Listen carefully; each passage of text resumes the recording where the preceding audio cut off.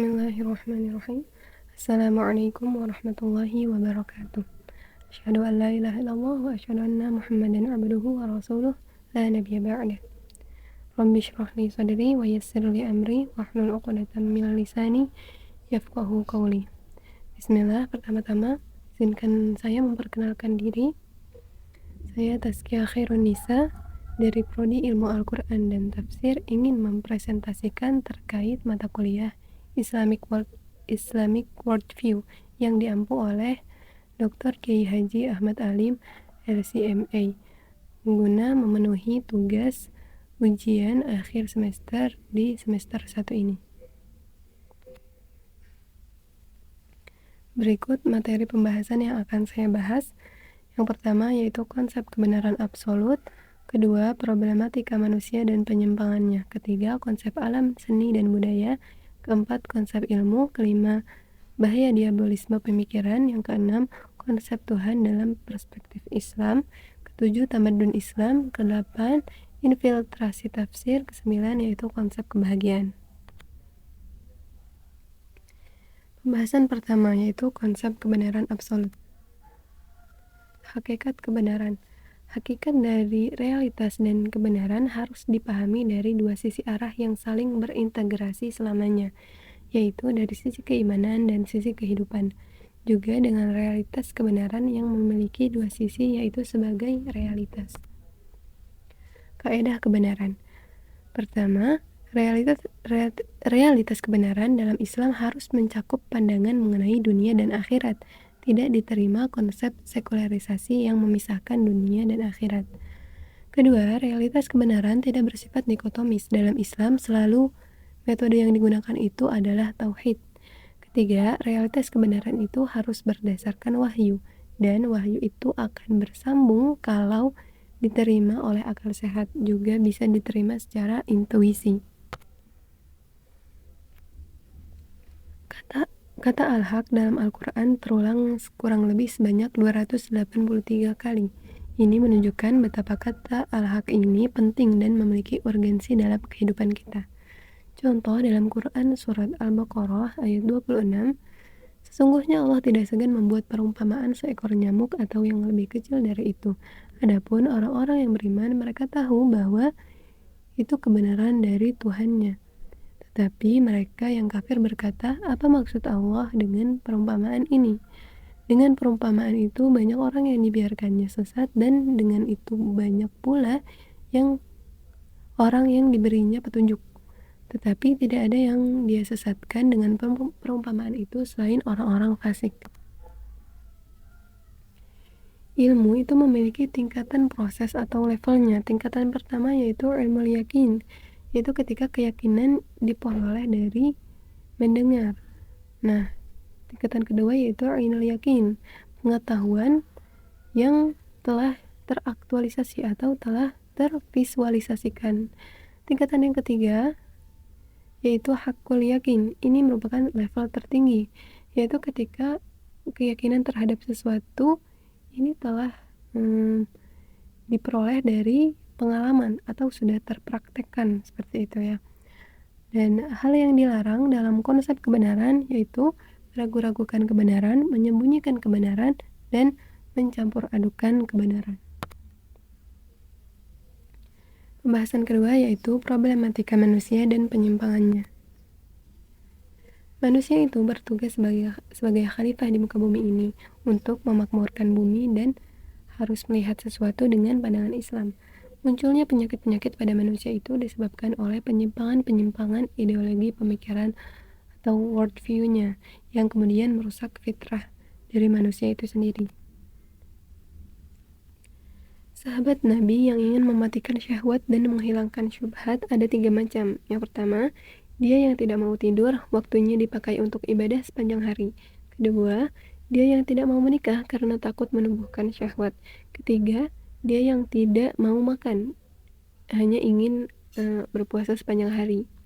Nah, yang seperti itu harus diluruskan worldview-nya atau cara pandangnya dan juga syahwatnya, karena pengendalian iman terkait dengan sosial pemikiran. Dalam Islamic worldview, kita harus bisa memfilter dengan teliti untuk menjauhi pemikiran yang buruk dan merusak.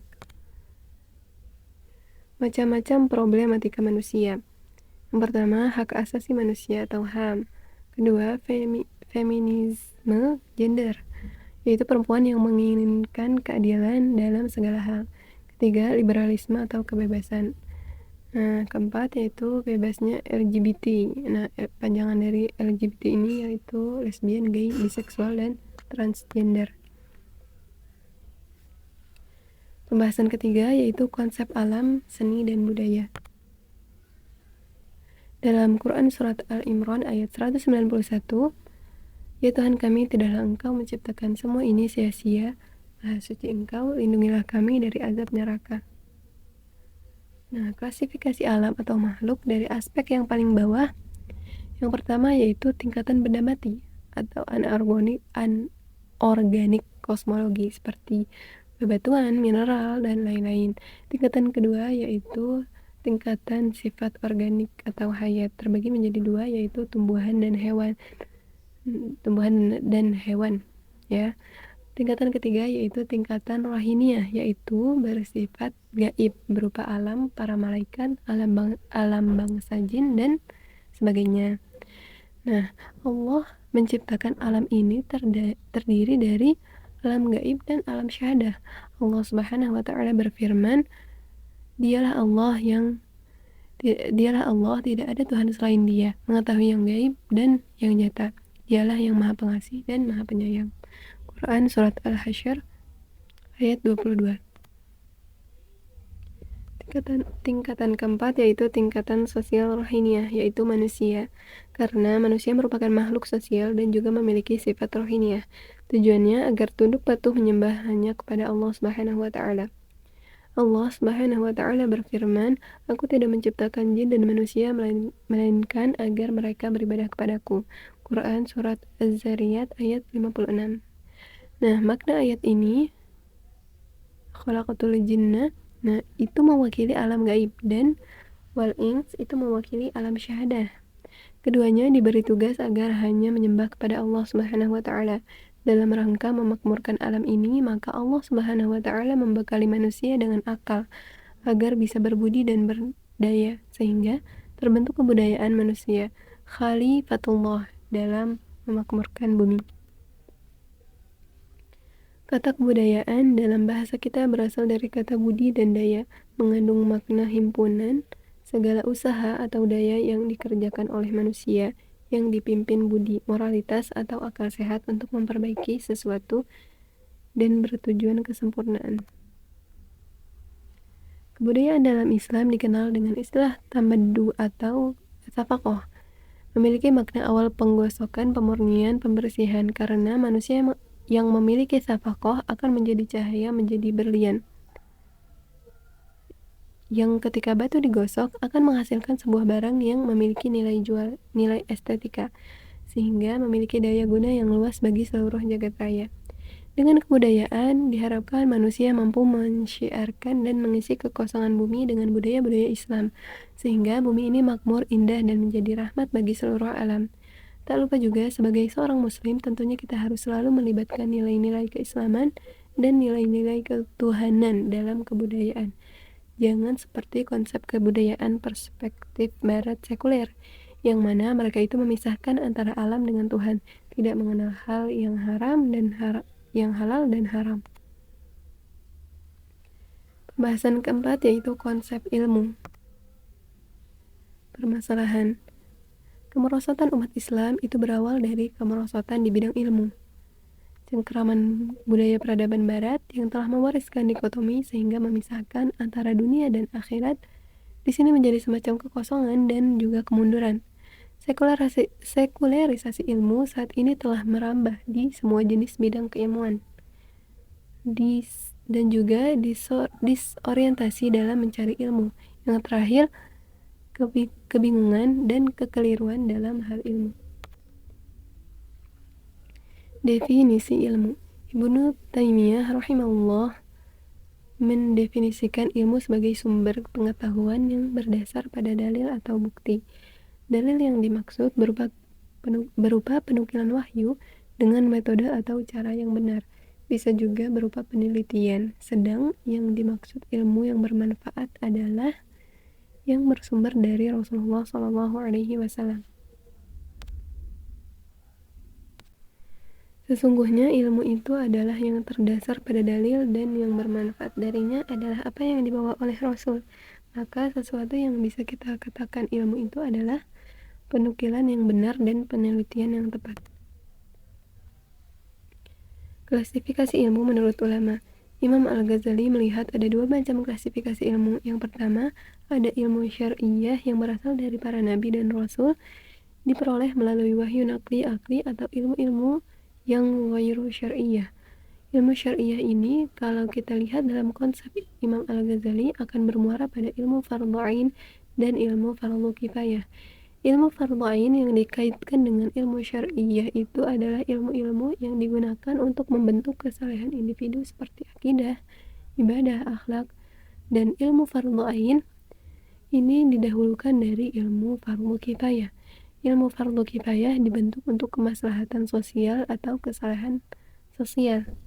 Perlu ditekankan bahwa keduanya ini penting, tidak bisa dipisahkan. Ketika terintegrasi antara fardhu ain dan fardhu kifayah, maka kesalahan sosial dan kesalahan individu itu terjamin, sehingga roda kehidupan masyarakat berputar. Ketika manusia sudah mendapati ilmu, maka dia disebut sebagai seorang yang alim. Jamaknya adalah ulama. Kata ulama ini secara khusus disebut dalam Al-Quran sebanyak 2 kali sebagai perbandingan. Ada yang disebut dengan ulama Bani Israel, yaitu ilmuwan dari kalangan Israel yang tidak patut dicontoh karena dia berilmu tetapi kufur, tidak memiliki moral dan tidak beradab, sehingga ilmunya tidak bermanfaat walaupun disebut juga dengan istilah ulama. Yang kedua ini adalah ilmuwan atau ulama sejati yang takut hanya kepada Allah Subhanahu wa Ta'ala, seperti yang disebutkan pada Quran Surat Fatir ayat 28. Innama yakhshallaha min ibadihil ulama, innallaha azizun ghafur. Di antara hamba-hamba Allah yang takut kepadanya hanyalah para ulama. Sungguh Allah Maha Perkasa lagi Maha Pengampun. Pembahasan kelima yaitu bahaya diabolisme pemikiran. Mengetahui konsep diabolisme ini penting dalam kehidupan. Dengannya kita dapat mengenal watak maupun sifat pengikut jejak syaitan. Sebagai pelajaran untuk tidak ditiru, melainkan diambil ibrahnya. Sesatnya umat-umat terdahulu itu disebabkan oleh bisikan setan yang kemudian diaktualisasikan dalam pemikiran dan kehidupan sehari-harinya. Allah Subhanahu wa Ta'ala berfirman, "Demi Allah, sungguh kami telah mengutus rasul-rasul kepada umat-umat sebelum engkau, Muhammad, tetapi setan menjadikan terasa indah bagi mereka perbuatan mereka yang buruk, sehingga dia setan menjadi pemimpin mereka pada hari ini dan mereka akan mendapat azab yang sangat pedih." Quran Surat An-Nahl ayat 63. 3 faktor penyebab diabolisme dan penyimpangan. Faktor pertama yaitu syubhat. Syubhat merupakan bentuk kesamaran yang ditiupkan oleh setan ke dalam hati manusia agar mereka senantiasa berada dalam keraguan-raguan karena minimnya ilmu, minimnya pemahaman tentang agama. Sungguh yang halal itu jelas dan yang haram pun jelas. Di antara keduanya ada perkara yang syubhat, perkara yang rancu, yang tidak diketahui oleh kebanyakan orang. Maka barang siapa yang menghindari syubhat, maka berarti dia telah membebaskan agama dan kehormatannya. Dan barang siapa yang terjatuh ke dalam perkara syubhat, maka dia jatuh dalam perkara yang diharamkan oleh Allah Subhanahu wa Ta'ala. Hadis riwayat Bukhari dan Muslim. Nah, syubhat pemikiran modern antara lain yaitu syubhat orientalis, yaitu syubhat yang dimasukkan melalui pemikiran sekuler, mempelajari Islam dengan tujuan untuk merusaknya, seperti membolak-balikan makna Al-Quran. Kedua, syubhat sekulerisme, yaitu syubhat yang merusak pemikiran dengan memisahkan agama dari kehidupan, memisahkan manusia dan alam dengan penciptanya. Dalam Al-Quran disebutkan, Quran Surat Al-Baqarah ayat 201. Dan di antara mereka ada yang berdoa, "Ya Tuhan kami, berilah kami kebaikan di dunia dan kebaikan di akhirat, dan lindungilah kami dari azab neraka." Sekulerisme berkembang pertama kali di Eropa Barat, lalu disebarluaskan melalui penjajahan baik melalui penjajahan fisik maupun pemikiran. Lahirnya sekulerisme ini dilatar belakangi trauma sejarah karena para ilmuwan dunia dahulu menggugat teks gereja sehingga menjadi sebuah trauma sejarah. Ketiga yaitu syubhat liberalisme. Syubhat ini tidak menolak agama, akan tetapi mereka mencampur adukan agama. Menurut mereka, semua agama itu sama, akan tetapi dalam Islam disebutkan dalam Quran surat Al-Kafirun, lakum dinukum waliyadin, untukmu agamamu dan untukku agamaku. Yang keempat yaitu syubhat ateisme. Mereka sepenuhnya tidak percaya dengan adanya Tuhan dan agama. Pemikiran syubhat ateisme ini sudah masuk ke dunia secara terang-terangan dan ini menjadi racun bagi anak-anak muda. Menurut teori Darwin bahwa manusia bisa tumbuh tanpa adanya Tuhan, dan alam pun begitu. Faktor yang kedua yaitu syahwat. Syahwat merupakan insting fitrah yang dengannya jiwa menyukai dan cenderung kepadanya. Syahwat ini harus dikendalikan dengan syariat-syariat Islam agar tidak terjerumus pada kemaksiatan. Nah, adapun syahwat rakus atau mubazir, syahwat ini merupakan syahwat perut yang banyak merusak fisik dan psikis manusia karena syahwat perut adalah sumber dari segala penyakit. Quran Surat Al-Isra ayat 27, sesungguhnya orang-orang yang pemboros itu adalah saudara setan dan setan itu sangat ingkar kepada Tuhannya. Faktor yang ketiga yaitu mengikuti langkah-langkah syaitan. Quran Surat An-Nur ayat 21. Wahai orang-orang yang beriman, janganlah kamu mengikuti langkah-langkah setan. Barang siapa mengikuti langkah-langkah setan, maka sesungguhnya setan itu menyuruh mengerjakan perbuatan yang keji dan mungkar. Kalau bukan karena karunia Allah dan rahmatnya kepadamu, niscaya tidak seorang pun di antara kamu bersih dari perbuatan keji dan mungkar itu selama-lamanya. Tetapi Allah membersihkan siapa yang Dia kehendaki dan Allah Maha mendengar, Maha mengetahui. Pembahasan yang ke-6 yaitu konsep Tuhan dalam perspektif Islam. Konsep Tuhan merupakan elemen terpenting dalam kehidupan, menjelaskan bahwa Allah Subhanahu wa Ta'ala yang Maha Pencipta, Maha Pengatur rezeki, Maha Pengatur urusan di seluruh alam. Sebagaimana yang dijelaskan dalam Quran Surat Al-An'am ayat 102, itulah Allah Tuhanmu, tidak ada Tuhan selain Dia, pencipta segala sesuatu, maka sembahlah Dia, Dialah Maha Pemelihara segala sesuatu. Konsep Tuhan menurut ideologi Barat adalah menganggap semua Tuhan itu sama, sedangkan konsep Tuhan menurut ideologi Islam adalah konsep Tauhid atau mengesahkan Allah Subhanahu wa Ta'ala yang telah dijelaskan dalam surat Al-Ikhlas ayat 1-4. Qul huwallahu ahad, katakanlah Muhammad, dialah Allah yang Maha Esa, Allahus Samad, Allah tempat meminta segala sesuatu, lam yalid wa lam yulad, Allah tidak beranak dan tidak pula diperanakan, walam yakul lahu kufuwan ahad, dan tidak ada sesuatu yang setara dengan Dia. Ideologi Islam menganut paham tauhid atau mengesahkan Allah Subhanahu wa Ta'ala, sedangkan ideologi Barat menganut paham atau konsep kesyirikan, yaitu menyekutukan Allah. Contoh dari pemikiran ideologi Barat yaitu seperti pemikiran sekulerisme, pluralisme, orientalis, dan ateis. Cara untuk menjembatani antara kedua ideologi tersebut, antara ideologi Islam dan ideologi Barat, yaitu seperti yang telah dijelaskan dalam firman Allah surat Al-Kafirun ayat 6, lakum dinukum waliyadin, untukmu agamamu dan untukku agamaku. Segala sesuatu harus berdasarkan kepada konsep Tuhan.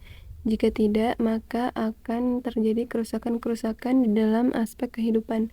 Maka dari itu, kita tidak boleh memisahkan antara konsep Tuhan dari segala aspek kehidupan.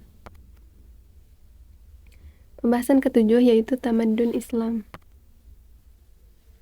Tamadun adalah buah dari semua konsep-konsep yang telah dipelajari. Islam selalu berada di puncak, tidak akan ada yang lebih tinggi daripada Islam.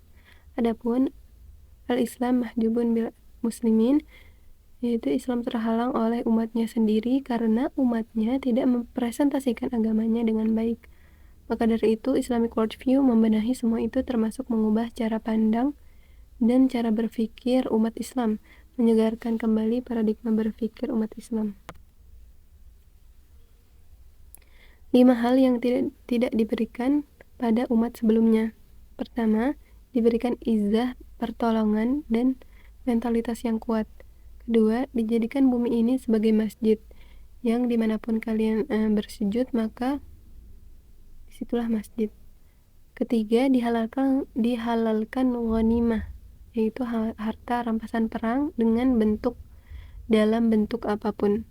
Keempat, diberikan syafaat. Kelima, risalah Islam diberikan kepada seluruh alam secara universal. Peradaban Islam bisa tercapai ketika budaya ilmu dihidupkan, yaitu islamisasi kehidupan. Ketika Islam sudah menjadi payung bagi peradaban, maka semua kalangan akan terayomi. Kemunduran peradaban disebabkan oleh westernisasi ilmu atau pembaratan ilmu, maka kita harus mengislamisasikannya kembali. Pembahasan yang ke-8 yaitu infiltrasi tafsir.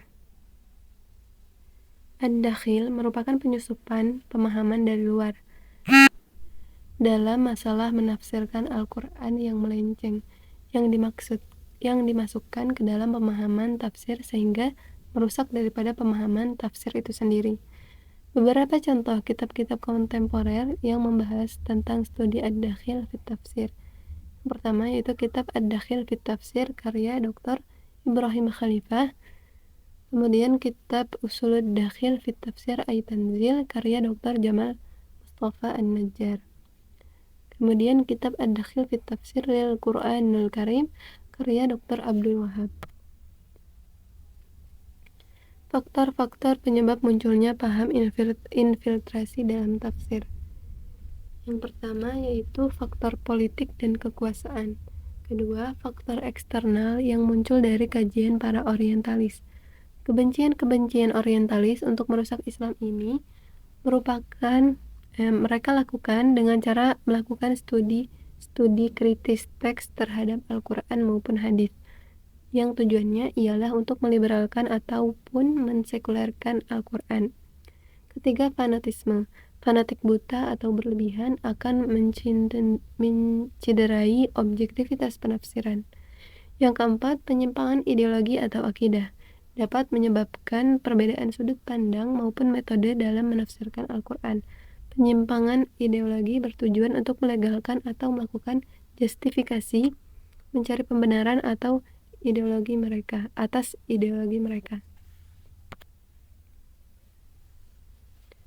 Studi infiltrasi dalam tafsir merupakan studi kontemporer yang itu sangat penting agar kita bisa lebih mewaspadai dari pemahaman-pemahaman menyimpang yang datang dari luar Islam. Pembahasan yang ke-9 yaitu konsep kebahagiaan. Di dalam tafsir Imam Al-Mawardi rahimahullah dijelaskan bahwa yang dimaksud al-falah atau aflah ialah as-sa'adah adalah bahagia, baqalul khair adalah tetapnya kebaikan, hidrakul mutalib adalah terpenuhi keinginannya. Orang mukmin akan senantiasa menang dalam kehidupannya. Najah adalah orang mukmin yang ingin sukses di dunia maupun di akhirat. Kategori al-mukminun di sini dijelaskan pada ayat berikutnya. Nah, qad aflahal mu'minun alladzina hum fi salatihim khashi'un, yaitu orang-orang yang khusyuk di dalam salatnya. Jadi makna khusyuk ini yaitu salatnya dengan penuh ketenangan, penuh dengan rasa takut kepada Allah Subhanahu wa Ta'ala. Yang kedua yaitu orang-orang yang melalaikan perkara yang tidak bermanfaat seperti dosa atau perkara yang mubah, itu juga ditinggal, maka mukmin itu akan menjadi produktif. Yang ketiga, orang-orang yang terhadap zakat mereka menunaikan. Jadi zakat memiliki dua dimensi sekaligus, baik dimensi vertikal yaitu untuk mensucikan harta dan mensucikan hati kita, dan adapun dimensi horizontal yaitu pada nilai berbagi, nilai empati, nilai kepedulian kepada orang lain. Kemudian yang keempat, orang-orang yang menjaga kehormatan dan kesucian diri. Orang yang bisa menjaga syahwatnya itu pasti bahagia atau disebut juga iffah, yaitu menjaga kesucian diri. Yang kelima, orang-orang yang menjaga terhadap amanah dan janjinya. Nah, yang keenam, yaitu orang-orang yang menjaga terhadap salatnya. Jadi, ini ya, enam ini, enam ini adalah termasuk orang mukmin yang dikategorikan bahagia atau al-falah itu. Sekian dari saya, jazakumullah khairan katsiran. Wassalamualaikum warahmatullahi wabarakatuh.